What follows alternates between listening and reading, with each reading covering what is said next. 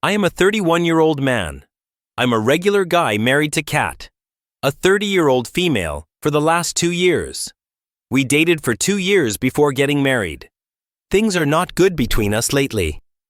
It all started 2 months ago when my wife came up to me and suggested that we open up the marriage to spice up our life. I was shocked at her recommendation. I never imagined that she would ask for this. After knowing Kat for so many years, it's hard to believe that she wants to try this out. Let's admit that open marriage is a risky game, and more often than not, it ends up hurting at least one of the partners, and in most cases, both of them. I made it very clear to her that open marriage is a complete no for me. It's not that I don't want to explore things or spice up our married life, but I want those to be within the realm of a closed marriage with no third human being involved in it. She was disappointed because it's a rare occasion that I deny her something. I love her dearly and more often than not oblige all her demands, even if it becomes a compromise for me. Although she didn't say anything after that conversation, I could sense that she was not taking it well. I wanted to get into the roots of the situation. I wanted to understand her thought process behind this suggestion. I started questioning my ability in bed. I wanted to talk her out, but she kept herself shut. Kat is a consultant and has a hectic work schedule. She often has to work in different time zones, which takes her work-life balance for a toss. Although I have a hectic job schedule as well, I'm better off since I don't have to work past our time zone. I couldn't talk to her about my worries because of our work schedule. I felt guilty for yelling an impetuous no at her before sharing my choice. I ought to have inquired for further information. I felt awful. Nearly 2 weeks after that incident, one day I got home early from work and prepared her favorite meal for dinner. She was delighted at my gesture. We hugged and spent quality time with each other. I used that opportunity to ask her about her proposal for an open marriage. She immediately switched the gear into frustration mode, accusing me of tricking her into a mind game. I did not trick her into anything. I just wanted to have a good time with her and understand her point of view on open marriage. That's it. I lost my mind at her accusations and asked her blatantly if I was unable to satisfy her needs. She opened up after that. She told me that she got a bunch of interns in her office who are just out of college and are in their early 20s. They party wildly and hook up at any given opportunity. Their interesting tales of adventure have put these ideas of open marriage in her head. She admitted to having a fear of missing out when her young colleagues discussed their cool lives of wild parties and thrilling hookups. I heard her out, and I got her point. It's natural for any human being to get swayed by shiny objects. I told her that I'm not very comfortable opening up our marriage because I treasure our relationship. Our bond is very special to me. Before I met Kat, I was also one of those freshers who lived life on the edges. I used to do the exact same thing as anyone in their 20s does, but I experienced the emotional turmoil that everyone does. These excitements turn into emptiness after a while, and so when I met Kat, I found solace. After dating her, I never wanted to go back to my previous life. I proposed to her and got married. She was the one I wanted to have a baby and grow old with. I poured out my heart to her and reasoned out my take on open marriage. I also told her that despite this, if she was really that interested in opening up the marriage, then we can think about it again. She denied that instantly. She seemed to understand my concern and nodded all the while during the conversation. I thought that she resonated with my opinion, but I was wrong. She was not. Everything was normal for the next few days, but after a week or so, I again noticed a severe change in her behavior. She was behaving coldly with me. When I asked her, she shrugged off, saying that it was some work-related stress. In the last few weeks, she is acting terribly. She's throwing all kinds of tantrums on the silliest of things. She's mocking me by calling me an outdated person. I asked her what does she mean by that, to which she said that I'm an adamant person clinging to my ideology and I don't follow the trend. I wonder what does she mean by following the trend. I have a decent fashion sense and follow all the latest music and web series. I asked her if she was pissed off at my reluctance to open the marriage, to which she just nodded and said, "Maybe." What kind of answer was that? I was confused by her mixed reaction. All this while, her work schedule got tighter. Earlier, it was just a few days in a month when she had to put up late at the office. but now she's coming late every other day. On some days, I see her coming home at dawn. When I confronted her regarding this, she told me that she was on a promotion path, hence, she needs to prove her merit to get that position. She has always been an ambitious woman, and I adore her for that. To be honest, I'm worried if she's telling me the truth, but I don't want to put any negative thoughts in my mind or jump to any conclusion. Something happened yesterday that triggered me to write this post. I've read hundreds of posts from this community, and hence wanted to pour out my heart and seek any advice from all of you. Hear me out. Yesterday, I reached home at 7 p.m., a little earlier than usual. I reach at 8 p.m. on most days. I was craving lasagna for a long time, so I decided to prepare that for dinner. It was Kat's favorite too. It took me an hour and a half to prepare the lasagna just the way Kat likes. I garnished it and kept it ready to surprise Kat. It was already 10 by that time. I messaged Kat to check when she was coming home. She responded that she would be late, maybe after midnight. I felt low, and my enthusiasm died down. I spent the next hour engrossing myself in my video games. I was hungry, but I wanted to have dinner with Kat. Something inside me urged me to go and pick up Kat from her office. I had never done this before unless we had to go somewhere after work. I thought it was the best idea to kill the time and give her a warm surprise. I took my car and rushed off to her office. Her office was a standalone building, and it was pretty easy to spot anyone entering or leaving the building. I waited outside the office for a good 30 to 45 minutes, watching the shops getting shut and the streets getting deserted. It was 12:30 a.m., but there was no sign of Kat. She was not responding to my texts, and I didn't want to bother her with my calls. For a moment, I thought that she might have left the office while I was on the way. I went upstairs to her office and inquired at the reception. The office was still hustling and bustling with the night shift employees. The receptionist told me that Kat had already left the office. I wanted to punch myself for my idea of coming down to the office. I was sure that she left the office while I was on the way. I drove back home, and guess what? Kat wasn't at home either. My feet were trembling with fear. She was still offline and did not see my last messages. I went into panic mode. Cheating was the last thing that came to my mind. I was concerned about her safety. It was too late to contact any of her work friends. Besides, she had joined that company 6 months ago, so I didn't have contact with her colleagues. I didn't know what to do. Tired and anxious, I dozed off on the couch. I woke up with the first light of the sun and rushed into my room impulsively. I saw Kat sleeping cozily on the bed. I rushed to her, took her up, and slept. When I woke up in the morning, she was already ready to leave for the office. I asked her when she came home last night. She said, 3:00 a.m. It was a hectic day at work. I was held up on a meeting with an Asian client. I asked her, when did you leave the office? She responded nonchalantly, 2:30. I was shocked. Her answer gave chills to my bones. It was either the receptionist who gave me the false information that Kat wasn't at the office at 12:30 a.m., or it was Kat who was lying about being at the office until 2:30 a.m. I was still feeling dizzy with last night's hassle. Hence, I did not say anything further. She called me today in the afternoon, asking if I was at her office yesterday. The receptionist informed her that I went there at midnight to check for her. I wonder what kind of shift is the receptionist doing at the office. Nevertheless, I told her the truth and the reason for showing up at her office. She was silent for a moment and then said that she left her office in the afternoon for a meeting in her client's office, which is located in a different part of the city. That's the reason she was not found at her own office. I was perplexed by her answer. She rephrased her statement and said that her client is an Asian company, but they have an office set up in the US as well.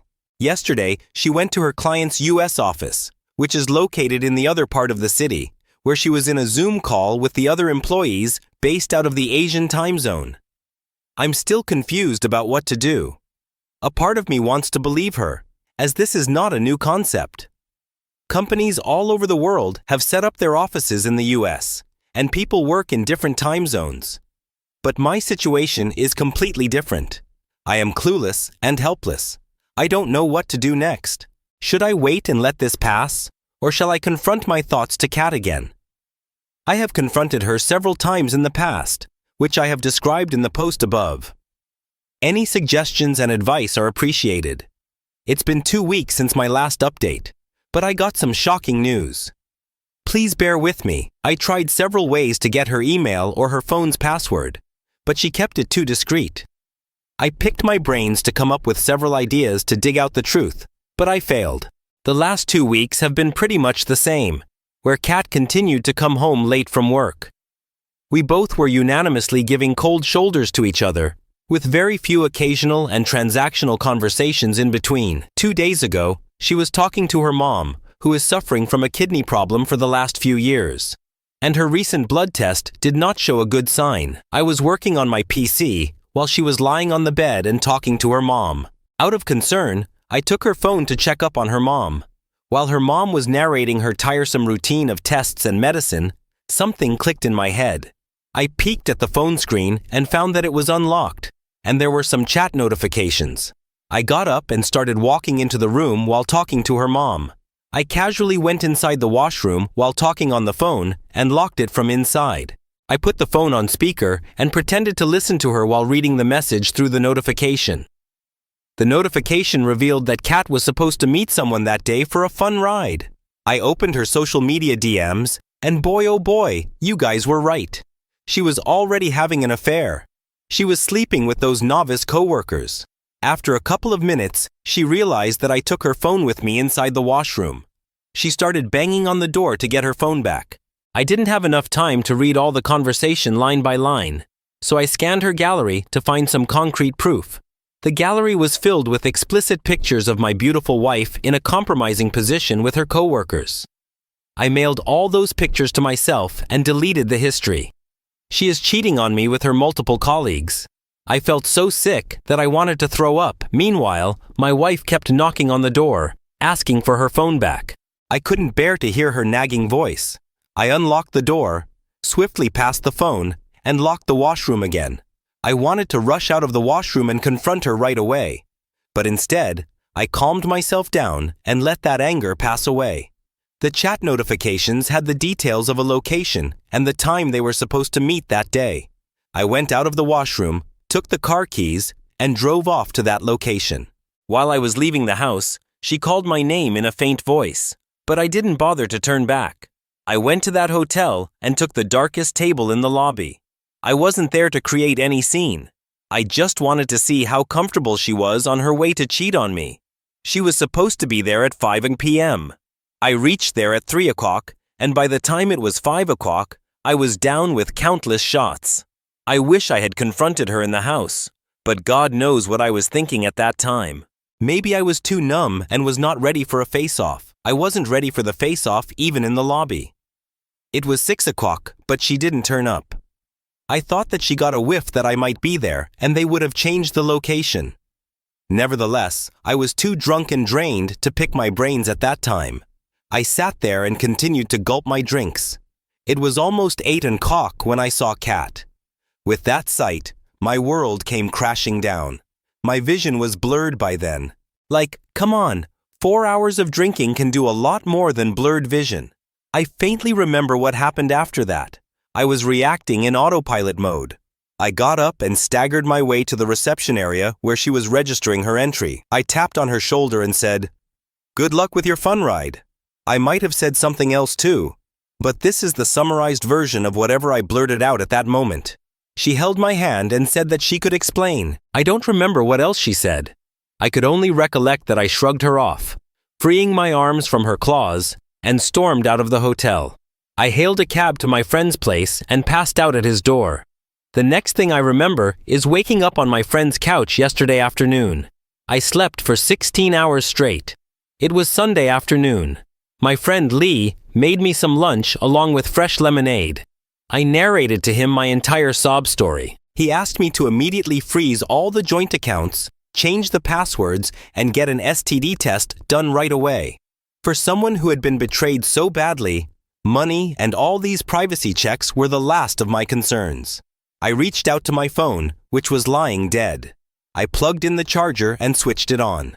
The moment the screen appeared, it got flooded with notifications of 100 plus missed calls.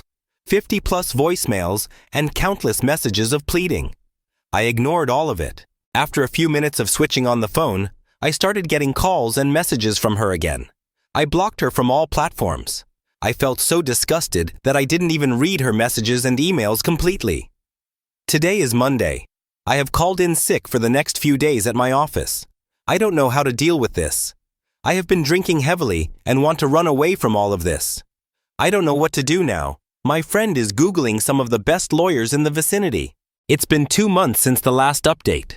I decided to take back charge of my life, and as suggested, I immediately froze all the joint accounts, changed the password of all the vulnerable data, and got STD tests done. Thank God nothing came out in that test. Lee helped me find a lawyer, and I shared all the pictures with him that I collected from Kat's phone.